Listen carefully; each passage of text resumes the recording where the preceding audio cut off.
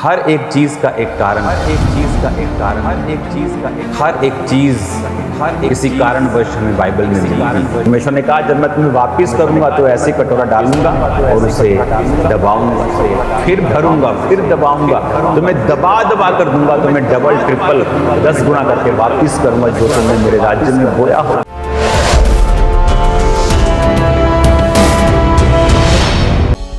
अपनी बाइबल को उठाओ और खुदावन से बात करो। परमेश्वर, आज मेरे लिए वचन, मेरे परिवार के लिए ये वचन तरक्की का, आशीष का, बरकत का कारण हो। मैं इसे सुनूं और समझूं और फल लेके आऊं और मेरा फल बना रहे, प्रभु यीशु के नाम में, आमीन आमीन, हालेलुया। कॉन्ग्रेचुलेशंस। खुदावन की विक्ट्री, खुदावन की जो जीत है वो हमेशा इस चर्च के साथ है, मेरे साथ है और आपके साथ है। और ये एक टेस्टिमनी है कि परमेश्वर जहाँ जहाँ हम जा रहे हैं वहाँ वहाँ परमेश्वर हमें फलवंत और जयवंत भी कर रहा है। मेरा ये बिलीव है कि बाइबल में कुछ भी इत्तेफाक से नहीं होता। हर एक चीज़ का एक कारण है। हर एक चीज़ किसी कारणवश हमें बाइबल में मिलती है। जहाँ प्रभु यीशु मसीह के पास आकर बीमारियों से लोगों ने शिफा पाई, कोढ़ी आज़ाद हुए, लंगड़े चंगे हुए, मुर्दे तक जी उठे, वहीं शमौन कोढ़ी जिसने यीशु मसीह को इनवाइट किया, वो कोढ़ी का कोढ़ी ही रहा, क्योंकि वचन कहता है कि वो यीशु मसीह के ऊपर शक करता रहा कि क्या ये असली भविष्यद्वक्ता है, क्या ये सही है, क्या ये नहीं है। मैं बहुत से लोगों को जानता हूँ, क्योंकि जब मेरे स्पिरिचुअल जो ब्रदर्स और भी लोग थे, तो जो लोग हमेशा अपने स्पिरिचुअल फादर पे शक करते रहते थे, उन्होंने कभी भी वो मसा अपनी लाइफ पर नहीं देखा। एक मसे का हिस्सा उनकी लाइफ में रहा है, लेकिन उन्होंने अपने स्पिरिचुअल फादर के जैसे काम कभी नहीं कर पाए। उनके एक मन ना होने के कारण और अपने बीजों में बहुत कमज़ोर होने के कारण, मैंने अपनी लाइफ के एक्सपीरियंस से ये देखा है कि बाइबल में कुछ भी इत्तेफाक से नहीं होता। अगर दाऊद अपनी पर्सनल सब सोने को और बड़े एक बीज को जो हज़ारों करोड़ों में उस समय था, उसने परमेश्वर के लिए दिया, तो परमेश्वर ने उसके बेटे को इतना दिया। परमेश्वर ने कहा इतना किसी के पास नहीं होगा, ना अब ना बाद में। लोग बोलते हैं जी इसके पास दुनिया का सबसे अधिक पैसा था, इसका नाम ये है वो है, ये सब झूठ है। सुलेमान के जितना कोई भी अमीर नहीं हुआ, क्योंकि आपको इस बात से इसकी समझ आ सकती कि उसके जैसा बुद्धिमान और कोई नहीं था। बिजनेसमैन भी उसके सामने फेल थे, बड़े एंटरप्रेन्योर जो अपने को बोलते वो भी फेल थे, स्टार्टअप्स, बिजनेसमैन, मोटिवेशनल स्पीकर्स, सब उसके सामने फेल थे। बाइबल कहती है आकाश के पक्षियों से लेकर, आकाश के तारागणों से लेकर, समुद्र की मछलियों से लेकर, घोड़ों से लेकर, उसे सब बातों की नॉलेज थी और इसका फायदा उसे फाइनेंशियली रूप में बहुत हुआ, क्योंकि दाऊद ने एक बीज बोया था। हम बाइबल में क्या देखते हैं कि परमेश्वर कहता है कि दुष्ट आत्मा भी विश्वास करती है और थरथराती है। तुम भी विश्वास करते हो, लेकिन तुम में फिर दुष्ट आत्मा में क्या फ़र्क है? क्योंकि दुष्ट आत्मा कोई भी कर्म नहीं करती। मैंने देखा है लोगों को प्रार्थना करते हुए कि परमेश्वर हमें इस परिस्थिति से छुड़ा, हमें इस परिस्थिति से आज़ाद कर, हमें गरीबी से, हमें नशे से, हमें इस बीमारी से, हमें इस कर्जे से आज़ाद कर। लेकिन उन्हें पूछिए, आप बीमार हैं तो कितने घंटे आप प्रार्थना करते हैं परमेश्वर के सामने? क्या विश्वास है आपका? क्या आपने लोगों के सामने प्रभु का इकरार किया? क्या आपने बपतिस्मा लिया? क्या आपने गुनाहों को छोड़ा? क्या आप रोज 2.5-3 घंटे प्रार्थना करते हैं अपने बीमारी के लिए? नहीं। अगर आपका कर्म आपकी इच्छा के अनुसार नहीं है, आपकी इच्छा है प्रभु आपको हील करे, जैसे मेरी इच्छा थी 2004 में कि परमेश्वर मुझे चंगा कर, मानसिक बीमारियों से, शारीरिक बीमारियों से मुझे आज़ाद कर, लेकिन मेरा कर्म क्या था? 15 मिनट की प्रार्थना करता था मैं। मेरे पास प्रेयर पेपर होता था, जो आज आपके हाथ में होता है। जो नए लोग आते हैं उनके पास भी वो प्रेयर पेपर होता है। तो क्या करता था मैं उस प्रेयर पेपर से? उसको पढ़ता था 1, 2, 3, 4 बार, तो 15 मिनट निकल जाते थे। 15 मिनट निकालने के बीच में भी मैं 10 बार शायद देखता हूँ कि कितने मिनट हो गए। तो एक दिन पवित्र आत्मा ने मुझसे कहा कि तेरी केस के अनुसार तेरी मेहनत नहीं है, जिस तरह का तेरा केस है तुझे बड़ी मेहनत चाहिए। मैंने प्रार्थना को बढ़ाना शुरू किया और धीरे धीरे वो प्रार्थना घंटों में चली गई और परमेश्वर ने फिर मुझे डिलीवर भी किया और आज़ाद भी किया। हमारा कर्म कुछ और है, लेकिन हमारी इच्छा कुछ और है। कर्म हमारा 1 पैसे का है, इच्छा हमारी 100 रुपए की है। तो जब तक तुम्हारे कर्म तुम्हारे प्रेयर के अनुसार नहीं होंगे, इच्छा के अनुसार नहीं होंगे, तब तक हम फल नहीं पा सकते हैं। बाइबल विश्वास और विश्वासियों को, विश्वास करने वालों को सीरियसली लेती है। वचन उनको सीरियसली लेता है जो विश्वास करते हैं, जो विश करते हैं। परमेश्वर आपका कोई चिराग वाला जिन नहीं, आप विश करेंगे तो वो विश पूरी कर देगा। वो परमेश्वर है, वो चाहता है आप मेहनत करें, आप उसकी व्यवस्था जो उसने बना दी है उसके अनुसार चलें, तो वो आपको ब्लेस करेगा। अगर जब आप प्रभु के बनाए हुए आकाश मंडल को देखेंगे ना, आपको हैरानी होगी। मैं ऐसे प्लैनेट्स के बारे में पढ़ रहा था जहां हीरो की बारिश होती है। तो जो लोग पढ़े लिखे नहीं उनके लिए तो बहुत ही अजीब बात, हीरो की बारिश होती है वहां। ऐसे ग्रह हैं जहां रूबीज की, महंगे जो पत्थर होते हैं उनकी बारिश होती है, हीरो की बारिश होती है। यहाँ जो हीरा अंगूठी में चला जाता है वो 200 करोड़ का भी है हीरा। यहाँ छोटा हीरा, इतना हीरा 200 करोड़, 300, 400 करोड़, सिर्फ इतना। 400 कैरेट कितना होता है? जस्ट इतना हो जाएगा। और कितना? 500 करोड़, 600 करोड़, इससे भी अधिक, 2000 करोड़, 3000 करोड़। और वहां बारिश होती है। कचरा बना रखा है परमेश्वर ने उस ग्रह के ऊपर हीरे का। तो फिर वो एक गरीब बंदा सोचता है मुझे वो क्यों नहीं देता? अगर उसके पास इतना है तो उसने किसी को नहीं देना। ये बात दिमाग में रखना अपने। परमेश्वर ने अब किसी को देना नहीं है, वो दे चुका है और ये आपके सामने है। लोग सोचते हैं अगर परमेश्वर इतना अमीर है कि एक ग्रह ऐसा है वो पूरा हीरे का बना हुआ है, और अगर उसको बेच दिया जाए तो धरती के ऊपर $100 की इतनी ढेरियां लग जाएंगी कि चंद्रमा तक ढेरियां पहुंच जाएंगी। अनकाउंटेबल मनी, कैलकुलेटर नहीं बना होगा, इतना पैसा होगा, जीरो खत्म हो जाएंगी तुम्हारी। लेकिन इस धरती पर इंसान फिर गरीब क्यों है? अगर परमेश्वर के पास इतना है तो साल में एक आध बार धरती पर भी हीरो की बारिश कर दिया करे, या जमीन से निकल जाया करें, या परमेश्वर के लिए क्या मुश्किल है? लेकिन हम गलत सोचते हैं। जो व्यक्ति मसीह में आते हैं फिर उन्हें यह मालूम हो जाता है कि हमें जो मसीह मिला तो हमें सब कुछ मिल गया। कैसे? बातों से नहीं, सिर्फ तसल्ली से नहीं, तसल्ली वाला नहीं, वो फोकी बातें नहीं जो लोग भी करते हैं। रियलिटी में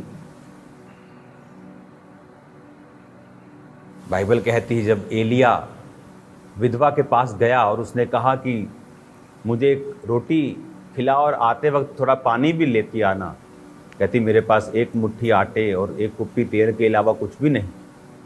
थोड़ा सा पानी, उसके साथ में आटा गूंदूं, रोटी बनाऊं, मैं और बेटा खाएं और मर जाएं। उसने कहा नहीं, पहले परमेश्वर के वचन के अनुसार चल, तो तू कभी मरेगी नहीं। उसने किया। परमेश्वर का वचन हमें सिखाता आ रहा है शुरू से। चाहे आप गरीब हैं, इतने गरीब यहाँ चर्च में एक भी नहीं होगा कि आपके पास सिर्फ एक मुट्ठी आटा और एक कुप्पी तेल और एक गिलास पानी हो जिसे आप खाएं और मर जाएं, उसके बाद आपके पास खाने का कोई इंतजाम ना। कोई इससे गरीब नहीं होगा चर्च में बैठा, और कोई दाऊद से अमीर भी चर्च में नहीं बैठा है। और दोनों ने बोया है बाइबल में तो ही आशीष पाई। ऐसा नहीं कि वो गरीब था तो परमेश्वर ने कहा नहीं नहीं गरीब है, इससे कुछ मत ले, जाओ और इसको दे दे। परमेश्वर ने कहा नहीं एलिया, ये मेरा नियम है, लोगों को आशीषित करने का मैंने नियम बना दिया है। मैं दूसरे ग्रहों पर हीरों की, रूबीज की, सोने और चांदी की वर्षा करने वाला परमेश्वर हूं। मैंने इनकी लाइफ पर भी मैं वर्षा कर सकता हूं अगर ये मेरी बनाई हुई व्यवस्था और लिखे हुए वचन के ऊपर यकीन करे तो। आज एक गरीब बंदा सोचता है मैं क्या दे सकता हूं, मेरे 200 रुपए से परमेश्वर को क्या मिलेगा। बात 200 की या 20 लाख की या 20 करोड़ की नहीं है, बात वचन की है। जो परमेश्वर ग्रहों के ऊपर, जो परमेश्वर प्लैनेट्स के ऊपर हीरो के ग्रह बना सकता है, दूसरे प्लैनेट्स के ऊपर हीरो की बारिश कर सकता है, वो परमेश्वर यहां पर भी क्या नहीं कर सकता। लेकिन उसने कर दिया है। उसने एक व्यवस्था बनाई है कि जो जितना बोएगा वो उतना काटेगा। परमेश्वर ने कहा दिया करो तो तुम्हें भी दिया जाएगा। जब तुम दोगे तो जब तुम्हें वापस दिया जाएगा तो पूरा हिला हिला कर नपा नपा कर दिया जाएगा। आती है ना पड़ोसी लेडीज आटा मांगने, भैन जी दइयो आटा तनु देने हैं शाम में, और आप ऐसे करके उसको एक कटोरा आटा देते। पर परमेश्वर ने कहा जब मैं तुम्हें वापस करूंगा तो ऐसे कटोरा डालूंगा और उसे दबाऊंगा, फिर भरूंगा, फिर दबाऊंगा, तो मैं दबा दबा कर दूंगा, तो मैं डबल ट्रिपल 10 गुना करके वापस करूंगा जो तुमने मेरे राज्य में बोया होगा। मैंने बहुत सी टेस्टिमनीज चर्च में देखी हैं कि, और खास तौर पे जो सीधे लोग थे उनको कहा गया आज चर्च में बीज बोना है, ठीक है जी, कोई सवाल नहीं, कोई जवाब नहीं। और सियाने भी थे चर्च में, अरे नहीं नहीं ओ कोई नहीं।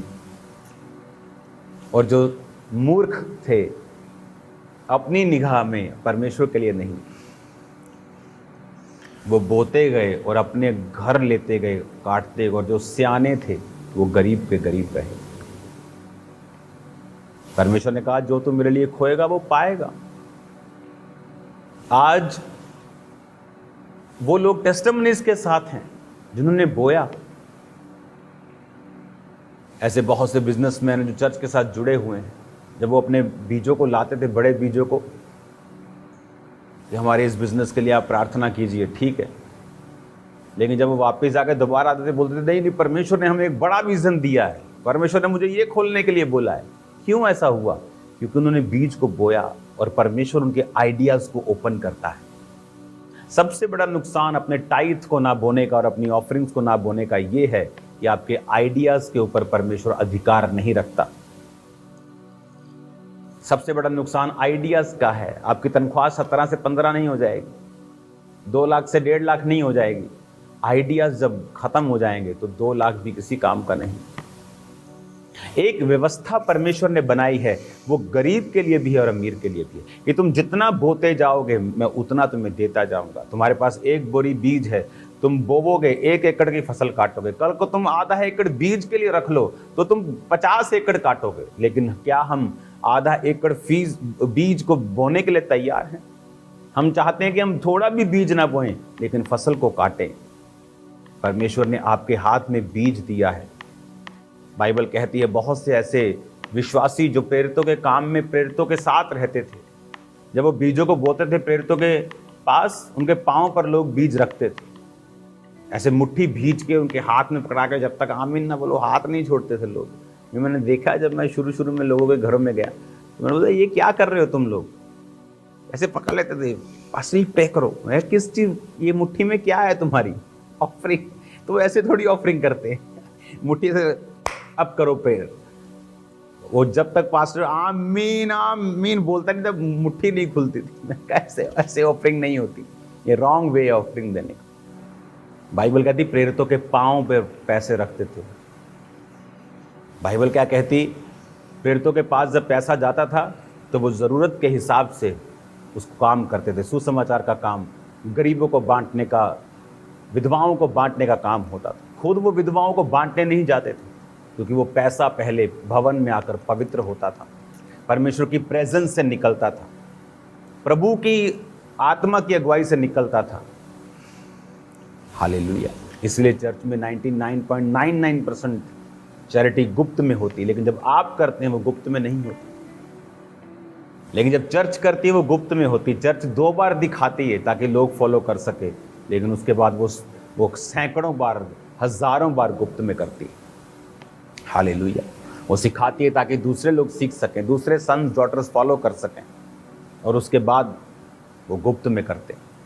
हालेलुया।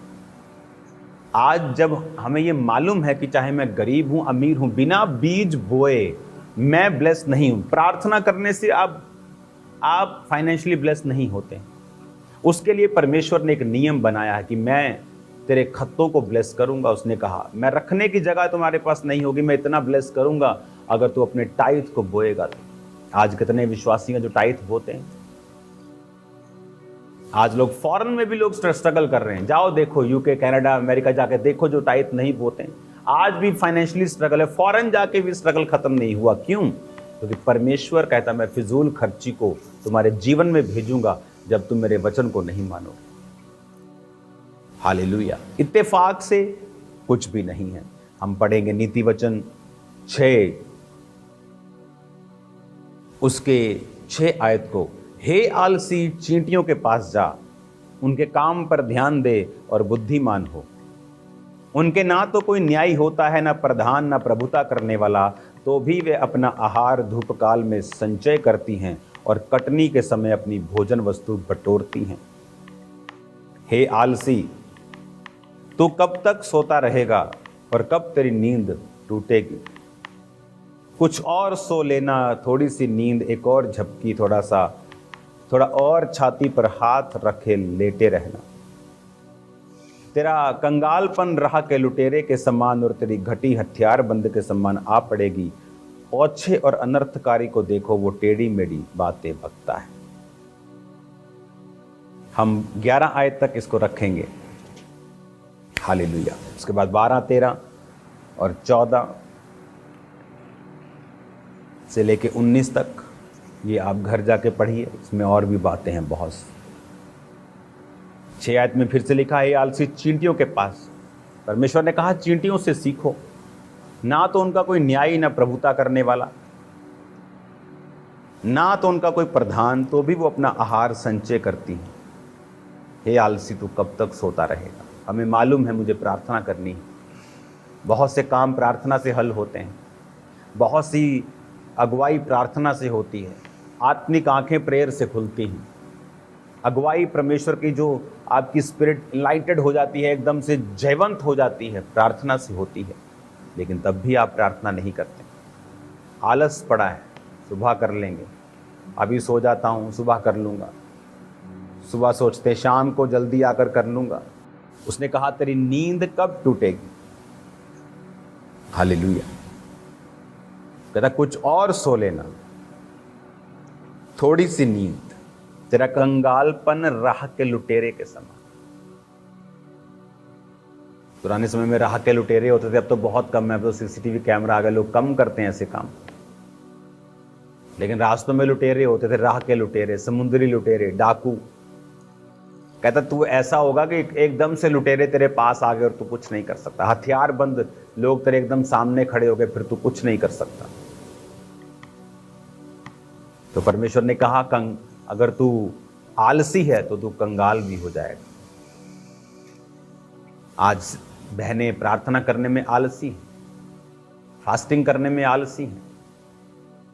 बंदों को परमेश्वर ने कहा कि मैं तेरे हाथों के कामों के ऊपर बरकत दूंगा। बंदे काम करने में आलसी हैं, बीज बोने में आलसी हैं, टाइट नहीं देते। उसने कहा तेरा कंगालपन आएगा। तो कंगालपन आना तय है अगर हम आलसी हैं तो। आलस के द्वारा मैंने बहुत से लोगों के एंजॉयमेंट को अधूरा रहते देखा है। उनकी लाइफ का जॉय, उनकी लाइफ का आनंद थोड़ा होता देखा है। कंगालपन कहता तुम्हारा आने ही वाला है अगर तुम आलसी हो तो। लोगों को लगता है आलस एक कमी है। वचन के अनुसार आलस एक पाप है। आलस आपके परमेश्वर की योजनाओं को डिले रखता है। डिले से आपका नुकसान होता है। आलस एक शरीर का काम है, आत्मा के खिलाफ है। आलसी व्यक्ति अपने जीवन में अपने कामों को समय पर पूरा होता नहीं देखता। आलसी व्यक्ति कंगाल हो जाता है। आलसी व्यक्तियों को परमेश्वर पसंद नहीं करता। वो चाहे प्रार्थना में आलस हो, उपवास में आलस हो, काम करने में आलसी, बिजनेस करने में आलसी, जॉब में जाना है आलसी। आज भी लोग सुबह चर्च आए होंगे 1 बजे और उनसे पूछो क्या काम था सुबह कि तुम मॉर्निंग 10 बजे आकर वर्शिप अटेंड नहीं कर पाए। पूछो, कोई कारण नहीं। आलस, सुबह ना जल्दी उठने का। इसीलिए आत्मा में आप लोग कंगाल हैं। कुछ लोग शारीरिक काम नहीं करते, वो शरीर में कंगाल हैं। कंगालपन तो है, वो पैसों का हो चाहे आत्मिक जीवन का हो, वो तो नजर आता है। सुबह कोई काम नहीं था, लेकिन आप लोग आराम से उठे, चाय पानी नाश्ता किया, आराम से ऑटो वाले को फोन किया, आराम से गाड़ी निकाली, आराम से आए कि 10 बजे अभी तो वर्शिप चल रही है, अभी तो वीडियो टेस्टिमनीज होगी, चलो चाय पी लेते कैंटीन में। आप आत्मिक कंगाल हो जाएंगे, क्योंकि आपकी आत्मा को आपने आलसी बना दिया है। प्रार्थना करने का आलस, रात को प्रार्थना नहीं होती, नींद आती, काम बहुत होता है। उसने कहा, हे आलसियों, चींटियों के पास जाओ। उन पे कोई प्रधान नहीं, उनको मालूम है सर्दियों में हम नहीं इकट्ठा कर पाएंगे, तो वो धूप काल में संचय करती, और चींटियां जब सब फूड को इकट्ठा कर लेती हैं और धरती के नीचे अपनी बिलों में कहीं भी ले जाती हैं, फिर उस फूड पे जब उल्ली लग जाती है, फफूंद लग जाती है, तो वो उसको खाती हैं। वो खाना नहीं खाती, खाने की फफूंद को खाती हैं। और उन्हें मालूम है कि हमें जल्दी संचय करना है, सर्दियों में समय नहीं मिलेगा।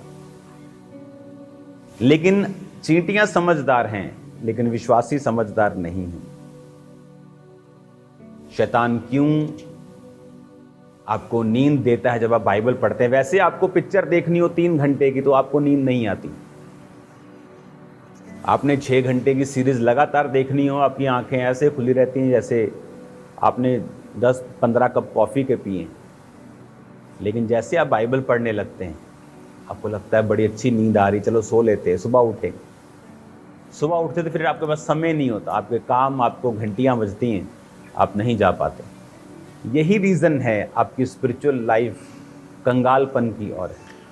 आलस एक पाप है। जब तक ये पाप आपकी लाइफ में रहेगा, संपूर्णता आपकी लाइफ में कभी नहीं रहेगी। बीज बोने में आलस, प्रार्थना करने में आलस। परमेश्वर ने कहा कंगालपन राह के लुटेरे के समान और घटी हथियारबंद के समान आ पड़ेगी। इसलिए ऊपर देखना छोड़ कर कि खुदा तू कब करेगा। जो व्यवस्था यीशु ने दी है कि 2 तो दिया जाएगा, तुम जितना बोवोगे उतना काटोगे, इस व्यवस्था को पूरा करें। नहीं तो मसीह में आने के बाद गरीबी में आए प्रॉब्लम नहीं है, गरीबी में मरना बहुत बड़ी प्रॉब्लम है, क्योंकि आप टाइथ देने में ईमानदार नहीं, आलस, प्रार्थना करने में प्रभु से ईमानदार नहीं, सेवा करने में हम ईमानदार नहीं। इसीलिए रिजल्ट जब लाइफ में नहीं होता, आप जितने मर्जी गरीबी की हालत में, जितनी मर्जी अमीरी की हालत में हो, आज से बोना शुरू करें। एक नियम बनाएं अपने घर का। आज दुनिया में, मैं आपको बताता था कि एक समय था 1999 में दुनिया का सबसे बड़ा पेंटिकोस्टल स्ट्रक्चर चर्च नाइजीरिया में बना। उस देश के प्रधानमंत्री ने उसकी ओपनिंग की थी, और वो दुनिया के सबसे गरीब देशों में है, और दुनिया की सबसे खूबसूरत चर्च उस पास्टर ने बनाई। और उसकी गवाही सुनने वाली है कि जब कहता मेरे को 3500 नायरा तनख्वाह मिलती थी, आज वो 3500 नायरा क्या 600-700 रुपया होगा। कहता 350 नायरा में अलग रखता था। उसके स्पिरिचुअल फादर ने एक बार पैसों का बड़ा बैग उसके सामने डॉलर्स का रख दिया, मिलियंस ऑफ डॉलर्स, कि ये ले और चर्च बना। कहता नहीं, मुझे ये बताओ कि ये आता कैसे है। आप दे देंगे, मैं खर्च लूंगा, खत्म हो जाएगा। आएगा कैसे? जब अगर मुझे ये सीख गया मैं कि आता कैसे है, तो लगातार फिर आएगा। उसने कहा बेटा, अमीर हो चाहे गरीब हो, तुम चाहे घटी में हो चाहे बढ़ती में हो, अपना टाइट देना भूलना नहीं, क्योंकि ये वाचा है। परमेश्वर ने कहा है कि जो अपना दशवान निकालेगा, मैं आकाश की खिड़कियां, दरवाजे, स्लूस गेट खोल दूंगा, डैम गेट खोल दूंगा। उसने कहा मैं डैम गेट खोल दूंगा। पता है क्या होता है डैम गेट? चलो हिंदी में तो बहुत ही ट्रांसलेशन इतनी अव्वल दर्जे की नहीं है, लेकिन जब आप डैम गेट को पढ़ेंगे, मैं आपको इब्रानी भाषा में से पढ़ाता हूं। मलाकी 3 उसकी 10 आयत में लिखा है, सारे दशमांश भंडार में ले आओ कि मेरे भवन में भोजन वस्तु रहे, और सेनाओं का यहोवा ये कहता है कि ऐसा करके मुझे परखो। कहता चेक करो मेरे को। परमेश्वर कहता मैं आकाश के झरोखे तुम्हारे लिए खोलकर तुम्हारे ऊपर अपरंपार आशीष की वर्षा करता हूं कि नहीं। इसमें लिखा मैं आकाश के झरोखे खोलकर। इंग्लिश में लिखा the Lord of host I will that if I will not open you the Windows of haven. कहता मैं आकाश के विंडोज को खोल दूंगा। विंडोज को जब हम इब्रानी भाषा में पुराना नियम लिखा गया तो उसमें लिखा है, विंडो का मतलब है इब्रानी भाषा का 699वां शब्द अरूबा। अरूबा का मतलब है sluice with opening for water. जैसे डैम में होता है कि पीछे तो पानी भरा पड़ा है लेकिन आगे नदी सूखी, क्योंकि डैम के गेट बंद हैं। तो जब अब बारिशें होंगी तो डैम के गेट खुल जाते हैं और आगे भी पानी जाता है, जिससे नदियां ओवरफ्लो हो जाती है। कहते हैं नदी ओवरफ्लो, क्योंकि डैम के पास जितनी कैपेसिटी है, पानी ज़्यादा है, तो उसको खोलना पड़ता है। तो परमेश्वर ने कहा जब तुम टाइट दोगे तो मैं बारिश करूंगा। इतनी बारिश होगी डैम में कि उसको गेट खोलना पड़ेगा। तो जब मैं गेट खोलूंगा तो पानी आगे आएगा। आज परमेश्वर के भंडार में तो खरबों हैं, लेकिन आगे सूखा पड़ा है विश्वासियों के हाथ में। क्यों? क्योंकि ये वचन पूरा नहीं किया। आज खामरा चर्च क्यों आशीषित है? वचन पूरा करने के कारण। मैं क्यों ब्लेस्ड हूं? टाइट, मैं टाइट नहीं निकालता हूं, मैं ज्यादा निकालता हूं टाइट। मेरी 8 लाख के बाद इनकम हो गई 2 लाख, ऐसे ही 2 लाख से भी ज़्यादा। क्यों? क्योंकि मैंने असर देखा है, मैंने रिजल्ट देखा है, मेरे को आदत लग गई है रिजल्ट देखने की, हर जगह सक्सेस देखने की। रीज़न, यही रीज़न है। बड़े बड़े पास्टर्स हैं जो टाइट नहीं देते और सब जगह सक्सेसफुल नहीं होते जब वो जाते हैं, और उन्हें मालूम नहीं। क्यों? क्योंकि आप वचन से पंगा नहीं ले सकते। बहुत से पास्टर्स नहीं देते, फाइनेंशियली ब्लेस्ड नहीं। बहुत से विश्वासी हैं जो नहीं बोते, फाइनेंशियली ब्लेस्ड नहीं। कई अमीर नहीं निकालते, आगे का रास्ता उन्हें कभी मालूम नहीं होता। फिजूल के खर्चे घरों में, उनके जीवनों में अजीब तरीके के हैं जो अविश्वासियों के भी नहीं। क्यों? वचन कहता है, परमेश्वर ने कहा, कहता मैं तुम्हारे लिए नाश करने वालों को घुड़कूंगा कि तुम्हारी भूमि की उपज वो नष्ट ना करेगा, तुम्हारी दाखलताओं के फल कच्चे ना गिरेंगे। कहता मैं नष्ट करूंगा शैतान को, तुम्हारे फल कच्चे नहीं छड़ेंगे। फिजूल खर्ची को कहता मैं झिड़कूंगा। हालेलुया। कहता सब जातियां तुमको धन्य कहेंगी,